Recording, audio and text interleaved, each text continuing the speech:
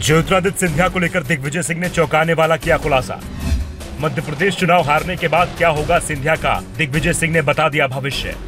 सिंधिया की कांग्रेस में वापसी पर भी दिग्विजय ने किया चौंकाने वाला दावा। ज्योतिरादित्य सिंधिया बीजेपी में क्यों गए, ये सवाल आज भी कांग्रेस के नेता कर रहे हैं, क्योंकि कांग्रेस में जाने के बाद उन्हें कुछ भी हासिल नहीं हुआ है, सिर्फ मंत्री पद मिला है। राज्यसभा सांसद बनाए गए हैं, जो उन्हें कांग्रेस भी बनाने को तैयार थी। दावा किया गया था कि सिंधिया को बीजेपी सीएम बनाएगी, लेकिन 3.5 साल बाद अब सिंधिया समर्थक ये मानने लगे हैं कि आने वाले 10 सालों में ये तो संभव ही नहीं दिख रहा है।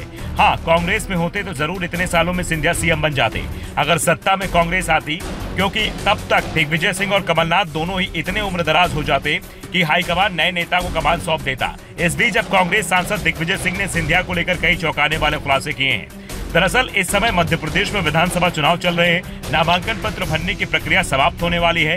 30 अक्टूबर तक ही फॉर्म भरे जा सकेंगे। 17 अक्टूबर को वोटिंग होनी है। चुनाव परिणाम 3 दिसंबर को सामने आएंगे। मुख्य मुकाबला इस बार भी कांग्रेस और बीजेपी के बीच ही होना है, और यही दावा कांग्रेस नेता दिग्विजय सिंह ने भी किया है। उन्होंने कहा कि मध्य प्रदेश में बीजेपी और कांग्रेस के अलावा कोई तीसरी पार्टी नहीं है।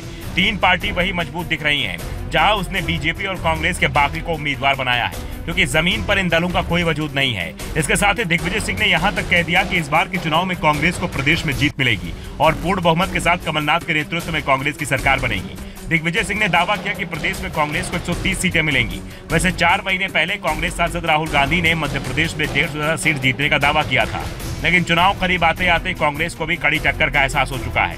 कांग्रेस को इस बात का भी एहसास हो चुका है कि मध्य प्रदेश और कर्नाटक की परिस्थितियों में बहुत अंतर है।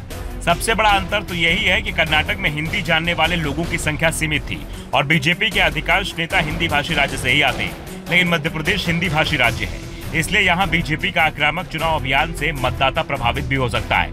ऐसे में दिग्विजय सिंह के बयान से साफ है कि चुनाव में बेहद करीबी मुकाबला होने वाला है। इस बीच ज्योतिरादित्य सिंधिया को लेकर भी दिग्विजय सिंह ने बड़ा दावा करते हुए कहा कि सिंधिया की राजनीति पर 2 महीने बाद ग्रहण लगने वाला है। मध्य प्रदेश विधानसभा चुनाव में बीजेपी को हार मिलेगी और इसके बाद बीजेपी के अंदर सिंधिया को किनारे लगाने की कार्रवाई शुरू हो जाएगी। बीजेपी सिंधिया को पूरी तरह से किनारे लगा देगी। दिग्विजय ने तो यहाँ तक संकेत दे दिए कि सिंधिया को बीजेपी लोकसभा चुनाव का शायद टिकट भी नहीं दे, और अगर सिंधिया को टिकट मिल भी जाता है तो उनकी हार तय है और शायद हार के डर से ही विधानसभा चुनाव लड़ने का साहस नहीं जुटा पाए। सिंधिया किसी भी सीट से चुनाव लड़ते, उनके खिलाफ पार्टी मजबूत उम्मीदवार उतारती। वैसे सिंधिया के शिवपुरी सीट से चुनाव लड़ने की संभावना जताई जा रही थी, जिसके चलते कांग्रेस ने भी अपने अजेय विधायक केपी सिंह को पिछोर से हटाकर शिवपुरी से उतार दिया था।